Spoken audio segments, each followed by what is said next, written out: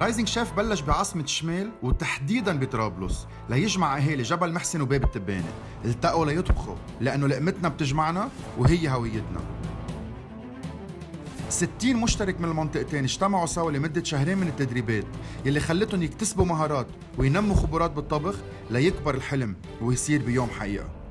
تريبولي رايزنج شيف البرنامج الأول بلبنان يلي بيكسر الحواجز وبيرسم البسمة على وجوه ناس فقدتها من زمان.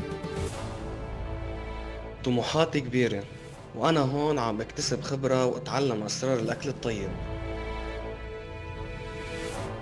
شغفي الأكل وطموحي يكون عندي مطعمي الخاص. أنا أصغر مشترك والطبخ منه هين بس رح أثبت وجودي. الشطارة أهم من الحظ.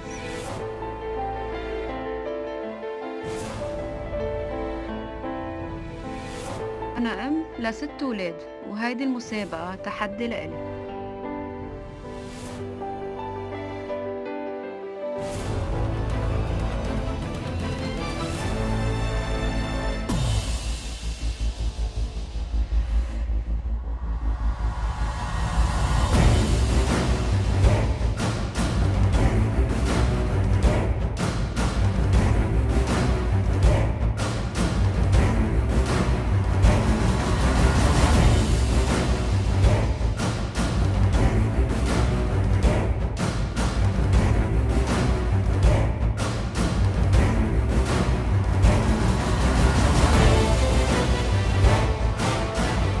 المشتركين 18 صاروا قدامنا.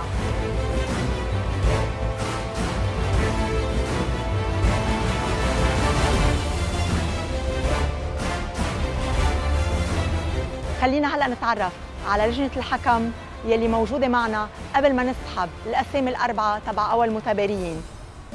دكتور أنتوني رحايل من نو جارليك نو أونيون، مدام ميراي رزق قرباني من لو جاباري، وشيف شوقي صقر من المندلون. تتفضلوا لحتى نسحب من فضلكم أسامي أول 4 متباريين. فتية معرباني، جمانة العبد، سمر غباش، ميرا سليمان. لكن ال4 أسامي يلي انسحبوا هلا من مدام ميراي رح يتفضلوا ورا مطابخهم، والباقيين إذا بتعملوا معروف تفضلوا على صالة الانتظار. قبل ما يوصلوا على مرحلة المنافسة، المشتركين ال 18 خضعوا لفترة تدريبية مدتها 14 يوم وكانت بدايتها ببويكر.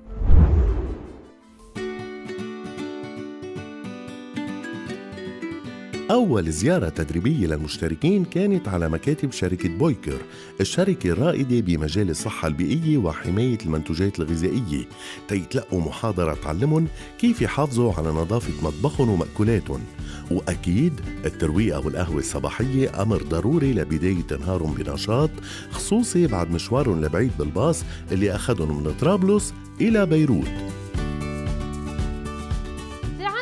بنسميها أطعمة عالية الخطورة. أطعمة العالية الخطورة اللي هي أنتم برأيكم تكون نية ولا مطبوخة؟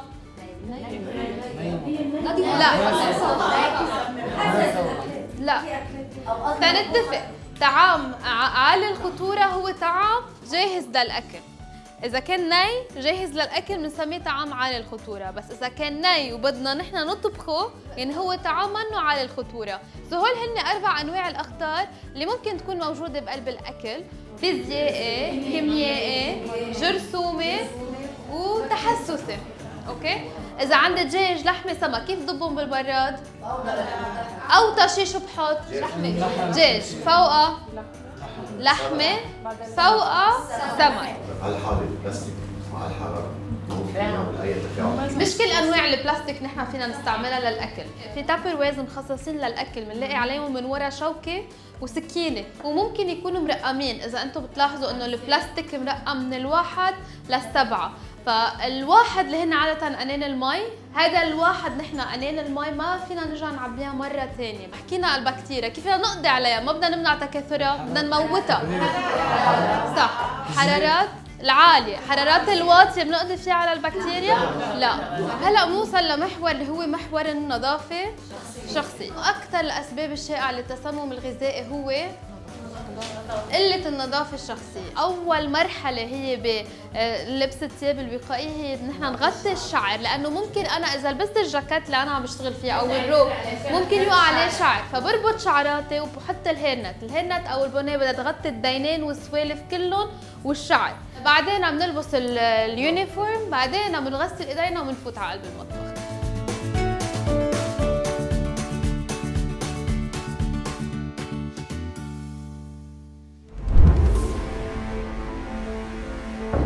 طلعتوا اول 4 ولاول مرحله رح نعمل شيء مبين يمكن كتير هين، بس هو كمان بده شوي تركيز. بتعرفوا انه في 10 طرق تا واحد يقدر يعمل بيض.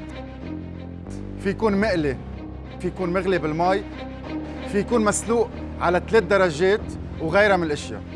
معكم 5 دقائق من اصل 30 تتبرموا بالسوبر ماركت وتعملوا بيض مع 3 مكونات بتنقون على ذوقكم. فيهم يكونوا من شيء كتير هين اللي هو خضره لشيء كتير صعب اللي هو سمك او سمو. بهال5 دقائق بتجيبوا الأغراض اللي بدكم اياها، وبعدين معكم 25 دقيقة تعملوهم.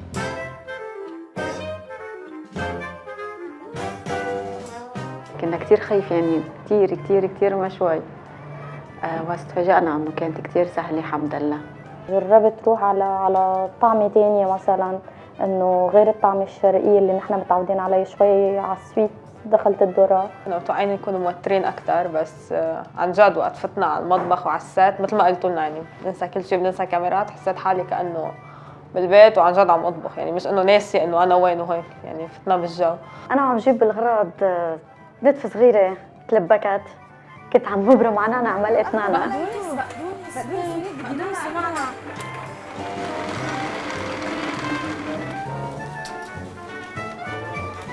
العلامة ما بتتوقف على طعمة أو شكل الطبق فقط، إنما كمان على تكلفته. لهالسبب كل مشترك كان عليه إنه يسعر أغراض طبخته. موفقة.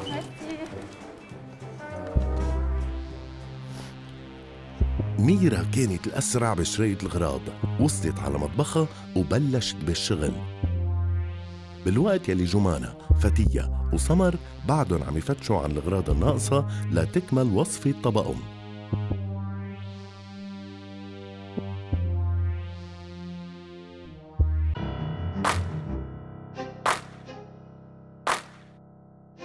بلشت مرحلة تحضير الطبق، بس الطبخ له معايير تانية غير الطعمة، وأهمهم النظافة.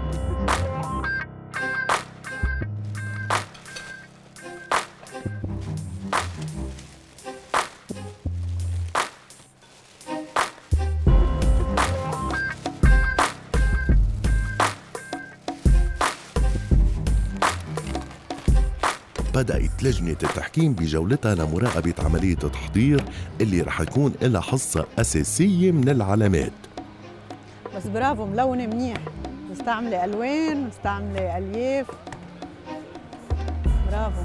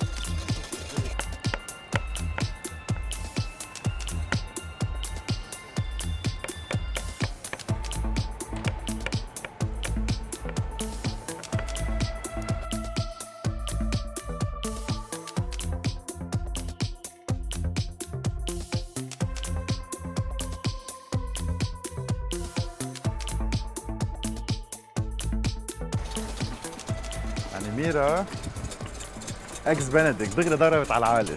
تنشوف. الصفار كانوا يفتكروا انه صحيا منه منيح، تبين انه كثير مهم وخاصة للكوليسترول.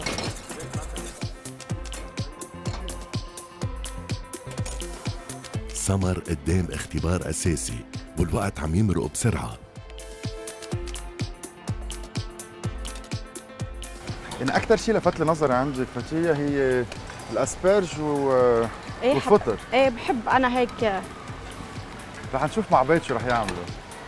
تخلص أكل صدقي وقعت. 10 دقايق. 10 دقايق؟ ما لحقت عملت إلا واحدة.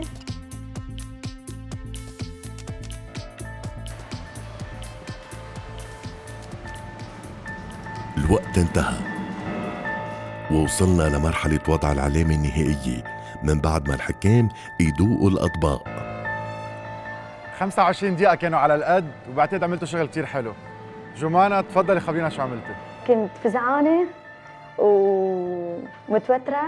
طبخت بيض على بندورة، بصل، بندورة، فليفلة وحطيت فوق البيض. وإن شاء الله بقول خير، لأنه وقفت كانت أخصائية التغذية قالت لي إنه جمعتي عاملة الأكل اللي فيها الألياف وبرافو عليكي، عرفي كيف جمعتيها، وبقول إن شاء الله خير.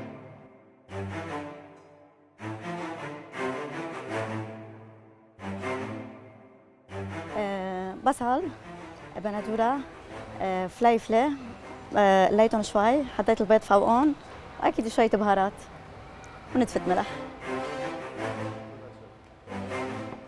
توترت كتير حلوة هي بنفس الوقت ومنها لعبة، وبس بعد ما عملت الأكل ارتحت شوي، بس كنت منهارة كتير. حبيت الجوسينس اللي بقلبها، وفي كم شغله هيك عم بتقرقش مش بيتين كلهم مع بعضهم، وبهاراتها ظابطين معك. شكرا لك. سمر تفضلي. ما كنت متوقعة انه يكون مكون البيض مثلا، كنت رايحة على اشياء انه اكبر من هيك، كان الوقت اكثر من هيك. ما بعرف، هلا زعلانة لاني مش رضاني على حالي انا شو قدمت. ما كان المفروض اقدم هيك، يعني كلون انه هيك يشبع العين اول شيء، وكطعمه. خبرينا شو عملتي سمر، شفتك انعجقتي وفي غراض ما استعملتيهم، شو صار؟ كان في غراض حبي كنت اعمل شيء 3 بلا، حبيت اظهر من الفكره الرئيسيه، حبيت روح شوي على السويت والخضره كمان بنفس الوقت، حبيت احط الذره معه والجبنه البارميجان. هلا هون شو في بالصحن؟ هون في عنا بيض وعنا ذره وعنا جبنه بارميزان. انت عم بتحضري لحمه ما عاد حطيتي؟ كنت حابه اعمل بدك تحطيهم فوقهم يعني؟ بلاتيني هيدا. الكل مبدئيا احترم الثلاثه انجريديون، يمكن زادوا شوي طلبوا انه يحطوا خبز على جنب ووافقنا على الموضوع. اللون حلو بس ما كنت حطيت هيك شيء يلون اكثر. ايه احمر شيء هيك. ما بعرف كيف هيك هلا صحيح مكون واحد يمكن هو البيض، اوكي، بس ما لنا شغله هينه، ما لنا بهالبساطه. يمكن الواحد بيتخيل غير شيء، غير يمكن نروح على اطباق يعني مثل ما نحن بنقدمها. طلعت انه الشغله بسيطه بس بدها ان شاء الله يكون عجبك. سلمي ايديك. فتية الك. حبيت اقدم يعني يمكن راحت فكري لبعيد، انا جمعت الغراض ابتكرت شيء وطلع بدهم شيء، بس حاولت قد ما بقدر يعني جمع كل المكونات بطبق واحد. عملت لهم بيض بفليفلي 3 انواع وهليون وفطر، بسطت فيها حبيتها. ان شاء الله يا رب تكون يعني تعابيرهم مثل علاماتهم.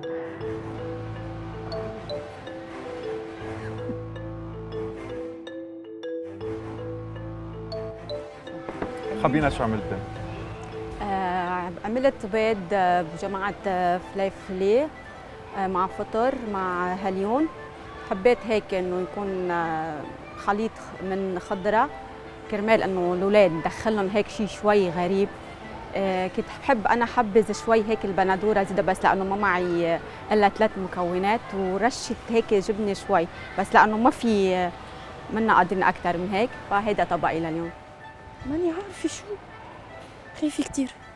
فينا ندوق؟ والله فينا ندوق الطبق؟ والله ما عارفة. ما في بقى، بدي دوق.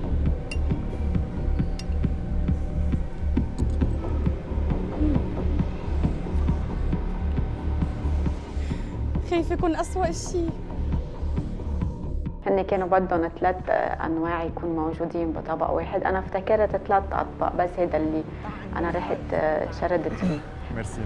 مظبوط، بدنا نكزت بهار أكثر، شوية فلفلة أقل، بس الاختراع لذيذ. كيف فيري هيلثي. ما عم يسترجوا حرام بوجودي هون. ميرا إلك. الصعوبات انا عم ببرم على الانجريدينتس، وكان في انجريدينت بدي ما لقيته، استبدلته بشي تاني بس كان سوا. عملت ايجز بنديكت توست مع افوكاد، سموكت سالمون، بوتشد ايجز وعليهم صوص هولنديز. اذا فليت ما حازعل، الاكسبيرينس كثير حلوه اللي عشناها والجو كله والعالم تعرفنا عليهم، اكيد ما حازعل. ميرا الصحن تابلو. ميرسي. ايجز بنديكت مع سموكت سالمون وافوكاد. هون رحنا على شيء أكثر بلوز بيوري، يعني هيك ناعم منه مخلوط. ايه كل لاير وحده. الألوان. أنا بهمني الألوان بالأكل، لأنه كل ما لونا يعني كل ما أحسن صحيا. كان نقول إنه ميرا محضرة حالها مضبوط، مع إنه ما كانت عارفة شو عم بيصير، بس أكيد بتعمل شيء طيب بالبيت. اضطريت استعمل التوست هيدا لأني ما لقيت الباجيت اللي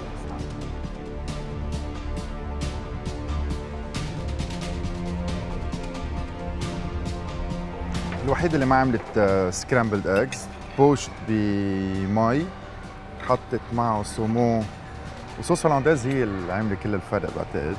هي الدسم الموجود هذاك كله اوميجا 3.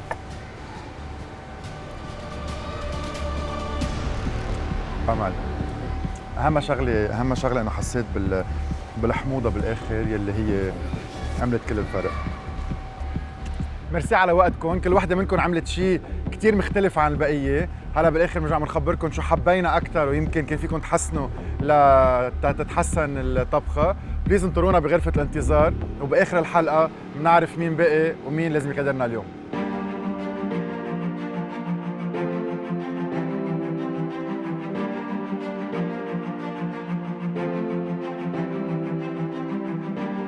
اختبر المشتركين بشكل شبه يومي المشوار بالباص من طرابلس إلى بيروت، اللي بياخدهم ليوم تدريبي جديد ومختلف عن اللي قبله.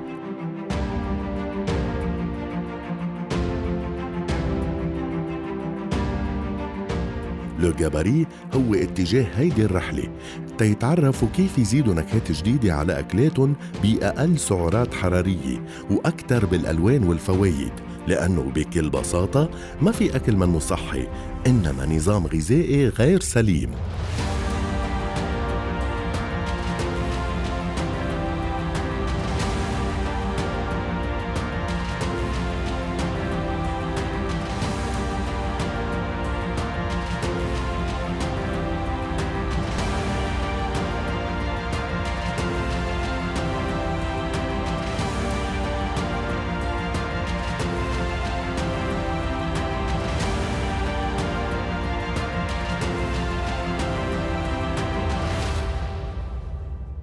صباح الخير، تعرفكم عن حالي. أول شيء اسمي ميراي رزق رباني، أنا اختصاصية تغذية وغذاء. سنة 2001 أسست الدايت سنتر يلي هو بيعمل كيترينج للأكل، يعني بيوصل الأكل الصحي.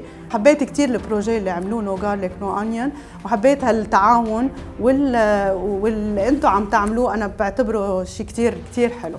يعطيكم ألف عافية.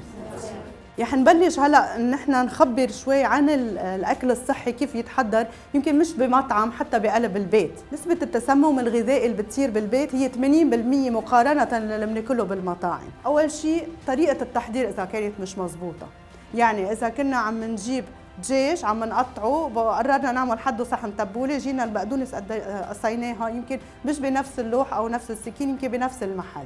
ضروري نكون عم نحضر الخضره لحال ننظف وبعدين الدجاج، او بالعكس صحيح على طول يكون في تنظيف مناسب. والافضل انه يكون عندنا لوحه تقطيع للحمه، لوحه تقطيع للدجاج ووحده للخضره، او اذا ما بدنا يكون كمان عندنا وحده للحمه وحده للدجاج، على القليل يكون وحده للحوم النيه ووحده للخضار، ونكون كل لونها شيء او نعلمهم كرمال ما نخربط بيناتهم. نجي على كمان طناجر اللي لازم نستعملها. شو الطناجر اللي ما لازم نستعملها؟ اللي صار الالومنيوم، لانه اخطر شيء هلا نحن لكل نوع اكل بنفضل انواع الزيت يلي هو زيت الزيتون.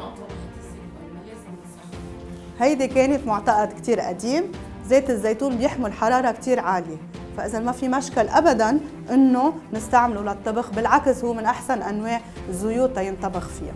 بس نحن ما عم نحكي نقلة، نحن عم نحكي للطبخ. زيت الزيتون نسبة الشحوم فيه أو الدهون؟ هيدا سؤال كتير مهم. الزيت شو ما كان نفس الشيء، كل شيء باكله بكمية عالية ما بحرقه بصير دهون، وخاصة هون عم نحكي عن أكبر سم اللي هو السكر. هيدا اللي بيعمل دهون أكثر من الزيت والزبدة. بس أكيد نحن على طول بنقول الملح بينزاد بكمية قليلة بالطبخ مش على الطاولة، لأنه بس نضطر نزيده على الطاولة نكون عم بتزيدوا كمية كتير عالية أكثر مما جسم لساننا بيقدر ينتبه لها، بس يكون عم نطبخ بالملح نسبة الامتصاص بتكون أفضل، الطعمة بتكون أقوى.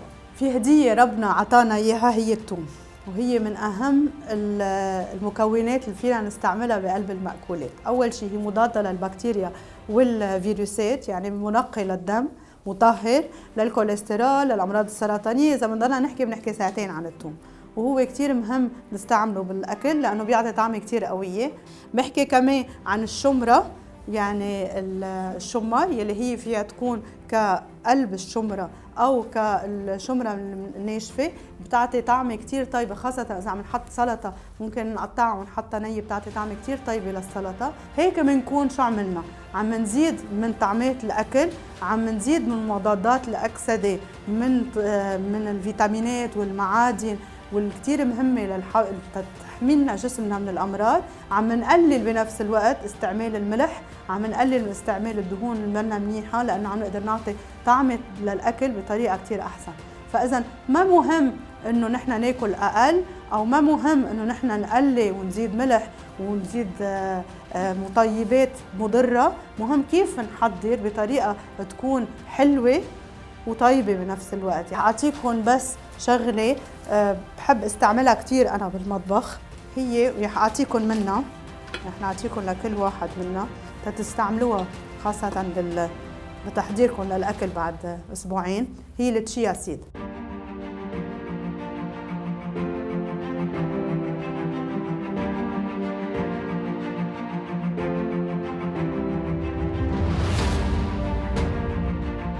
بالإضافة للنصائح الغذائية، قامت ميراي بتعليم المشتركين وصفات لعدة صلصات صحية بيستعملوها بطبخاتهم اليومية.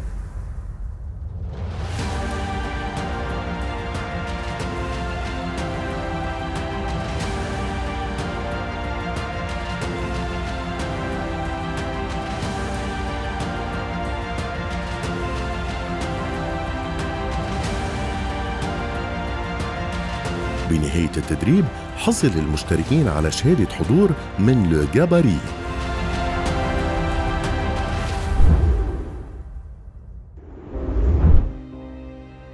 ملاك، نسرين، يوسف ومالك وقعت عليهم القرعة ليكونوا المجموعة الثانية ليتنافسوا قدام لجنة الحكم.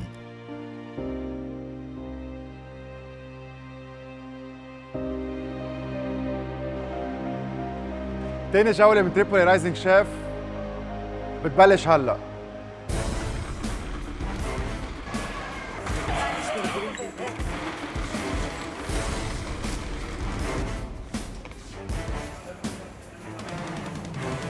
والبيض قال بدي احط فيها 3 مكونات. الباكت شو بتحط فيها 3 مكونات؟ كثير حلوة وكثير فيها جو حماس، وهيك كيف عم نركض العالم عم تتفرج علينا، ويلي زحمنا يسهل علينا الطريق، وهيك الشعور حلو. كنا مبسوطين نحن عم نركض، مش شايفين حدا قدامنا صراحه. على قال انه معك 5 دقايق، انا جيت بعد شي 7 دقايق، تلبكت هذا يقول لي تعال هون وهيك، يعني شي ما بدي اياه اخذته.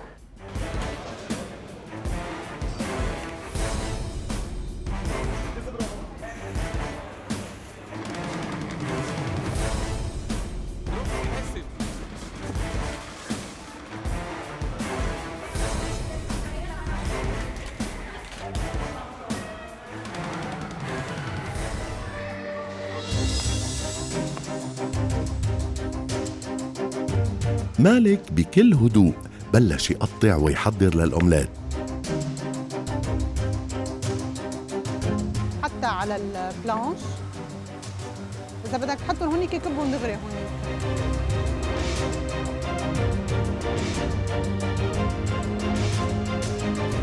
يلا جا حط المقلية وحط الثاني لحتى تلحق تستوي. ما تحطهم كلهم، نصهم. ايه خلص. بشوية إرشادات قدر يخلص تحضير وتزيين الطبق على الوقت. ملاك اعتبرت التحدي سهل، كانت عم تطبخ بكل ثقة وخلصت قبل انتهاء الوقت بعدة دقايق. شو عم نعمل؟ قف بروية، بنقلي البيض بالزبدة، بنرجع بنحط عليها كريمة. استعملتي كريم فريش وبعد؟ لا هسه بدي احط، هلا بس عم بحرك البيض لحتى يفرط على الاخر يصير تقريبا مثل البرغل، بنرجع بنحط عليه الكريمة. استعملتي خبز، كريم، شو كمان؟ وتوست. لا وزبدة، جبت انا الزبدة.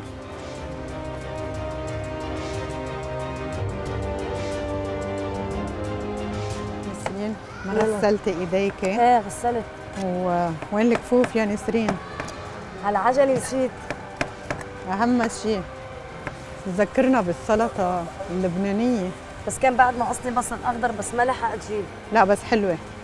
نسرين أخذت الملاحظة المتعلقة بلبس الكفوف بالبسمة، بس هل يا ترى رح تأثر على علامتها؟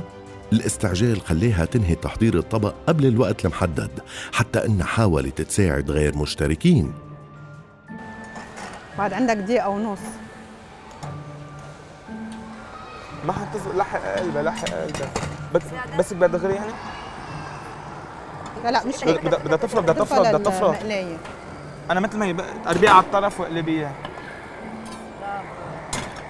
بدها تفرط هون قربي تركيها نتفه. رجع بس حمام. ما بقى عندك وقت، عندك بس دقيقة، أقل من دقيقة. لحق اعمل الثاني ما بلحق. لا ما حتلحق تعمل ثاني.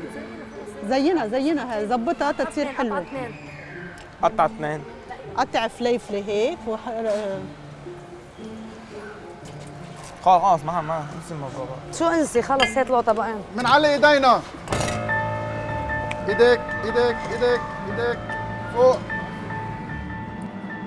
حبينا الاختراعات وحبينا الشغف اللي حطيتوه بصحونكم، صار وقت ندوق. ملاك تفضلي. أنا بحب الطبخ، بحب المنافسة، بحب جرب كل شيء جديد، بحب شوف هيدا الجو اللي كنت شوفه حدا غيري عاشه أنا عايشه، شوف مثلا كيف تكون بين الناس، كيف يعني تدخل مغامرات جديدة، كيف يكون عندك وقت صغير أنت تركض لتحقق أشياء كثير كبيرة. الله يعين هلا كله موت. خبريني شو عملتي؟ قف بروية، زبدة وبيض، بنضلنا بنحركهم حتى يفرفط البيض مزبوط يصير مثل البرغل، بنصب عليهم الكريمة وبندلب زيت النتيجة ورشة ملح ورشة بهار وبنقدمهم بهالطريقة. حطيتي لها شي للخبزة؟ سخنتها بزبدة حمرتها شوي. طيب الطعم، بس مثل ما قلت كان بعد بدها شوية ألوان، هيك شوية خضرة. نسرين لإلك. ما نوصح بالبروجرام، بالعكس البروجرام كتير هين، بده الواحد يكون رايق راكز، يسمع التعليمات اللي عم يقولوا لنا اياها، نركز نحن، نكون شاطرين سريعين، ننسى العالم اللي برا ونعيش نحن بالجو اللي نحن فيه ولنكفي. تفضل. خبرينا شو عملتي؟ سلقت البيض، وكتت شوية خضرة حدو وبهار وملح وزيت. صحن حلو، ألوانه حلوين. هسا بعد بحط له بصل أخضر بس ما لحقت. أنت قصدها البيض هيك يكون منه مستوي مزبوط؟ عملته نص سلقة.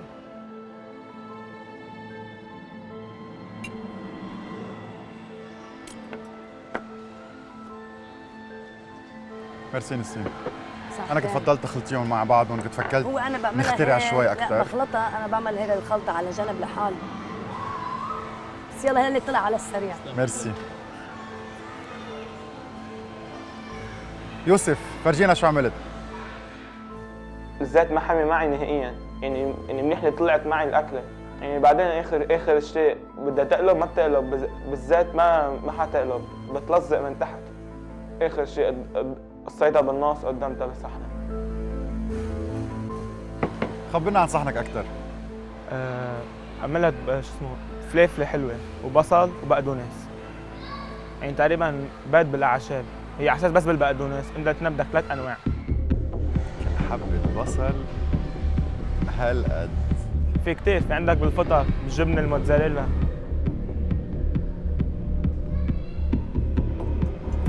حبيتها بتقرقش، بس شوي كترت فيها الزبده انت عم تعملها، مشان هيك عذبتها تستوي.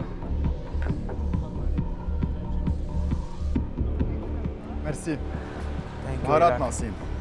اوكي. وقف لقطه. مالك إلك؟ هلا اليوم كونه اول يوم يعني تلبكت اول ما نزلت واعطانا اكله هينه، بس بنفس الوقت صعبه، مثلا بدك تحط فيها 3 مكونات. بس هلا ان شاء الله اذا اليوم تاهلت على بكره بكون مني متلبك وتعودت على هذا الشيء وبعطي اكثر. مالك عملها مرتين، اول مره ما زبطت رجع عيدها ولحق على الوقت. خبرنا شو عم ناكل. اول شيء عم ناكل اومليت اسبانيول، حطيت اول شيء فيها فليفله وبندوره، خلطتهم مع بعض، رشه ملح وخفقتهم وكانت محمصه. وين تعلمتها مالك؟ عندي. يلا شيف، انا محمس دوق. انا حبيت الزينه كيف مزين بالخضره، برافو. بريزونتاسيون حلوه. عم تلمع منيح، بزيتها وظابطه. شوية زيت زيادة بس طيب. شغلة كتير حلو. صحتين. ميرسي. نحن رح نتناقش بين بعضنا بهيدا الوقت، انتم بتنطرونا بغرفة الانتظار والنتائج بتعرفوها اخر النهار. تفضلوا. ميرسي.